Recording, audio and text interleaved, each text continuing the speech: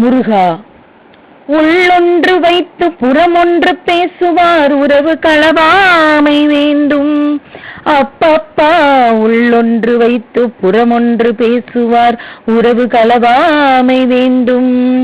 அப்பப்பா, அதுவே வேண்டும். உள்ளொன்று வைத்து புறமொன்று பேசுவார் உறவு களவாமை வேண்டும். வாயொன்று சொல்லும் மனம் ஒன்று நினைக்கும் மனிதர்கள் தான் இங்கு அதிகம். வாய் ஒன்று சொல்லும் மனம் ஒன்று நினைக்கும் மனிதர்கள் தான் இங்கு அதிகம். உள்ளும் புறமும் வேறாயிருக்கும் வஞ்சகர்கள் அவர்களாக வந்து நம்மோடு கலந்து விடுவார்கள்.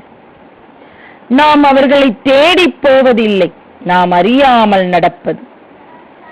எனவே வள்ளலார் அது போன்ற மனிதர்களின் உறவு களவாமை வேண்டும் என்று வேண்டுகிறார். முருகரிடம் அது போன்ற மனிதர்களின் உறவு களவாமை வேண்டும் என்று வேண்டுகிறார்.